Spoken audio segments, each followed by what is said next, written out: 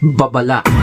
Kapag nakita mong biglang nagkaroon ng suspicious transaction ang GCash mo, mag-ingat-ingat ka dahil baka ikaw ang isa sa mga nabiktima ng mga scammers.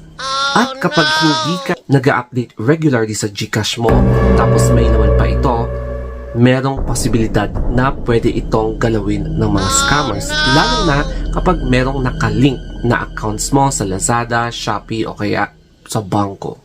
Alam mo ba na sobrang dami na ngayon ang mga scammers na ginagamit ang GCash? And kapag ikaw ang hindi familiar sa mga scammers na to, baka ikaw na ang kanilang next victim. Oh my God! Ang isang example is kapag nakatanggap ka ng mga phishing emails, phishing na links galing sa mga hindi tunay na GCash na nag-chat sa'yo, tapos biglang tumambad sa phone mo na nagkaroon ka ng transaction from Lazada o kaya Shopee na hindi ka naman nag-order. Kaya tatalakayin natin ang 5 helpful tips para maiwasan mo na maging biktima ng GCash scam. Pinakauna sa lahat is change your username and password. So, yan ang pinakauna kasi hindi mo namalayan na na-penetrate na nila yung account mo by bypassing your username and password. Kaya yung nag-email sa akin or nag-message sa akin sa Facebook page ko, sinabihan ko siya na palitan na niya ang kanyang username and password para hindi na nila ma-access ang kanyang account. So, nag-message siya na humihingi siya ng tulong dahil nga nagkaroon siya ng suspicious Lazada na transaction na hindi naman niya ginawa. So, yun yung isa sa mga pinaka-risk kapag nagli-link ka ng mga account mo kasi baka isa ito sa mga dahilan kung bakit nababypass ang username and password and baka pwede nilang makita yung account mo and pwede nila itong galawin. The second is, huwag niyong patagalin ang mga malalaking amount ng pera sa GCash account nyo. Bakit? Kasi namimili ang mga scammers. Choosy din sila, di ba? Pinipili nila yung mga accounts na malaki ang amount. Yung mga malalaki ang pera such as mga 2,000 and above, 3,000 kasi marami nang mabibili ang 2,000. Kaya as much as possible, kung magbabayad kayo ng bills, yun lang yung time na ita-transfer nyo from your bank account to GCash and then sa utilities para hindi siya magtagal sa account nyo and hindi siya at risk na ma-scam or even ma-hack ng mga scammers tapos limasin ang mga pera nyo. Third is unlink yung mga bank accounts nyo sa GCash. Excuse me, bakit?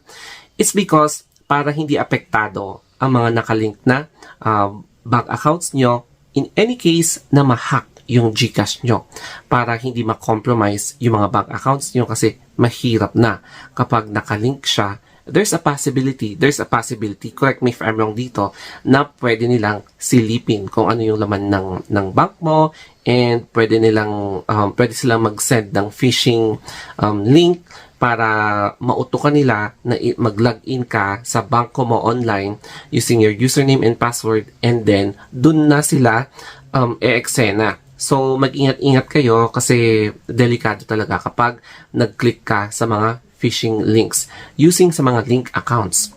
Pang-apat naman is i-check nyo yung source ng mga nagte-text sa'yo or nagchat-chat or nag-i-email sa inyo kung legit nga bang GCash. Kasi makikita mo sa Facebook, GCash may checkmark, blue badge.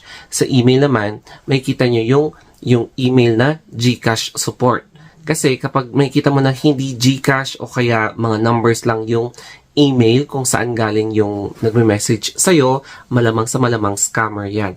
O kaya sa chat messenger na hindi galing sa GCash.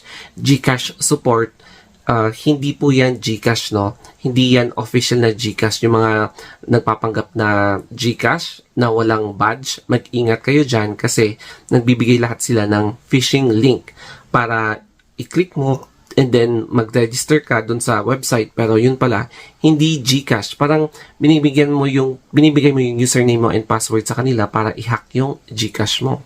At ang pang-fifth naman ay ang pagtawag ng hotline 2882 Yan po yung hotline ng GCash.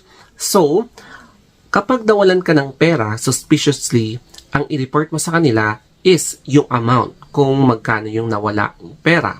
And then, yung GCash number mo as a sender and GCash number ng receiver if ever man na there is an information na nakita mo kung kanino na-send yung pera. Tapos, yung date and time of the incident. Kaya, dapat very detailed ang sabihin mo para i-track nila yung pera kung nasaan siya, and then pwede nilang i-block yung receiver kasi tagged as suspicious na account and engaging in suspicious activities. That's why dapat i-ban nila yon para hindi niya matanggap yung pera na kinuha niya from sayo. And I think probably magkakaroon ng notification sa email, and then ang waiting time is between 24 to 48 hours or more. So at least ang importante, ni-report mo para i-block nila yung number and hindi nila ma-receive yung pera na kinuha nila from your account. Okay, so my full advice for this video is ligtas ang may alam. Alam mo yun, napaka-importante talaga na mag-conduct kayo ng research on your own. Marami namang available information online. Makikita mo yung mga all types of scam na ginagamit ang GCash. Makikita mo din yung mga tips and advices how to get rid of GCash scam like this video. So, makakatulong din ito sa inyo para mabigyan kayo ng linaw how to help restore your money by after being scammed by a hacker or scammer, yung mga ganon, para magkaroon kayo ng idea how to protect your account from any suspicious activities such as scamming or hacking, mga ganon, para hindi tayo ang next victim.